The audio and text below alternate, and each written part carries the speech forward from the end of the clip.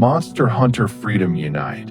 When people talk about fast, when they say unpredictable, they talk about Nargacuga. He has this move. No, a series of moves. He slashes you with his bladed wings, waits for you to stand up, hits you again, tail swipe. You get stunned. He changes position. The bladed wings come again. Then you're carded, as if he's bullying you while beating you, as if he's saying, "Show me what you've got," like a freshman getting bullied by a senior in one of those overpowered regression anime. Then there's the forward charge.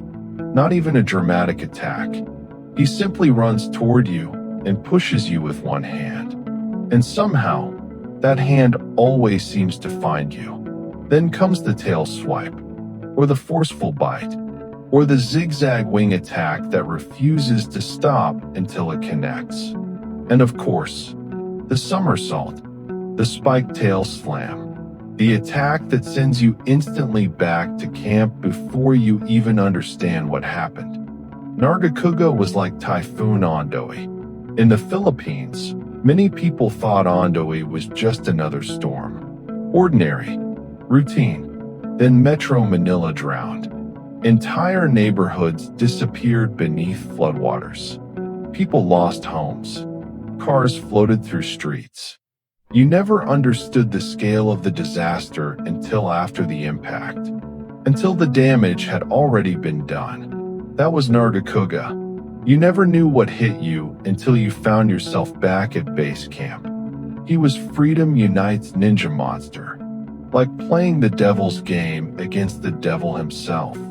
If devils are real, and if hunting him in the great forest was hard mode, then hunting him in the old swamp was hell mode. The old swamp itself felt like it had chosen sides. Iapre poisoned you. Jempre paralyzed you. Shogun Senator seemed faster. Even moss wine, creatures usually content with minding their own business, suddenly looked at you as if they had a personal grudge. It felt like everything in the swamp wanted you dead. Like real-life goals that seem impossible because the world itself appears to be working against you. Like aiming for a promotion while your rival is the CEO's son. Like planning the second floor of your dream house when the first floor hasn't even been built. I failed miserably during my early attempts. Not because I was reckless. Not because I was unprepared. I prepared. I brought supplies. I chose equipment carefully. I understood skills. I knew fire weapons were effective. I knew what I was supposed to do. It didn't matter, because none of it meant anything if I couldn't hit him, or if he hit me first. Nargacuga was different. He wasn't merely another monster. He was another peak, another mountain, another question, and eventually, I stopped trying to kill him. I accepted his quests, entered the old swamp, and decided not to hunt. Instead, I observed. I gathered G-rank materials, especially ores hidden inside the swamp caves. Instead of dreading failed hunts, I mined. I explored. I watched. No one ever said that when you take the quest, you actually have to hunt. That sounds absurd. Especially in Monster Hunter. The objective literally tells you to hunt Nargacuga.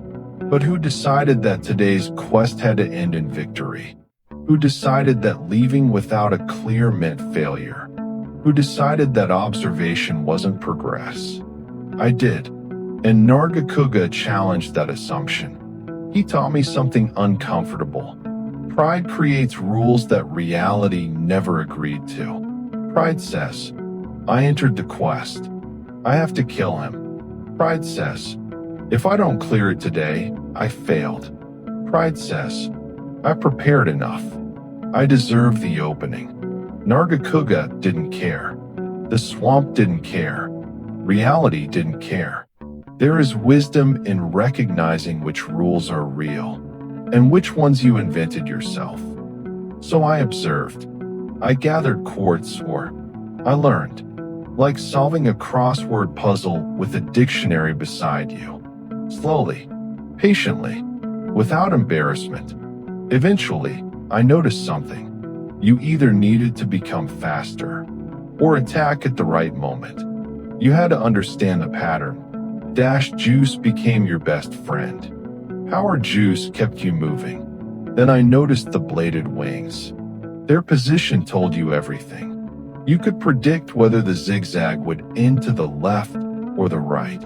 And after the zigzag, something remarkable happened. Nargacuga would pause. The tail spikes would retract. He would turn. That tiny moment. That was the opening. Enough time for one fully charged greatsword attack. Proper angle. Proper positioning. If the head wasn't there, the bladed wings were. Position yourself behind him. Let him finish turning toward you. And just as he faced you, release. The greatsword connected. Not because I became faster, because I became cunning. Sword and shield worked beautifully. Dual blades maximized dash juice and power juice. Lance worked too. Black Gravio's armor. Rathalo's lance. Dash attacks. There wasn't only one solution. Only one requirement. Stop forcing the hunt to happen on your terms. I used to think cunning meant dishonesty, manipulation, trickery.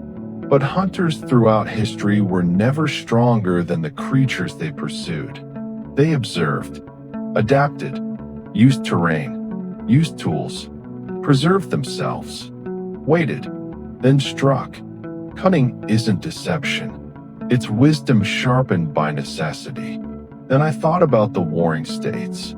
A weaker state submits itself to a stronger state, not because it has accepted defeat, not because it lacks ambition. It understands something. If it insists on victory today, it destroys tomorrow. So it preserves itself, strengthens, learns, studies, bides its time. Then, when the opportunity arrives, it devours. That wasn't surrender. That was strategy. That was cunning. And suddenly, I understood what I had been doing in the old swamp. I wasn't quitting. I wasn't avoiding. I wasn't giving up. I was preserving myself without abandoning my intention. I was remaining hungry without consuming myself. After enough observation, enough failures, enough quartz or enough poison, enough carts, I finally hunted him. And the impossible monster that once looked like chaos revealed rhythm. The bladed wings, the zigzag, the turn, the opening. He had been showing me the answer the entire time. I simply wasn't ready to see it. After 20 years, I don't think Nargacuga taught me how to become faster. He taught me how to become cunning. He taught me that there will be moments in life when strength isn't enough. Preparation isn't enough. Discipline isn't enough. You will face people stronger than you, circumstances larger than you, storms you cannot stop. And in those moments, don't waste yourself proving how brave you are. Observe, preserve yourself, study the rhythm, adapt without abandoning your intention, remain patient without losing your hunger. Then, when the opening finally reveals itself, strike without hesitation. Because after 20 years, I realized that cunning isn't the opposite of honor. It is how ordinary hunters survive long enough to fulfill it. The strongest creatures dominate. The fastest overwhelm. But hunters? Hunters come home. Not because they are stronger. Not because they are faster. But because they learn when to bow to reality. And when to bare their teeth. And after 20 years, that is what Freedom Unites Ninja taught me. Not how to win, but how to hunt.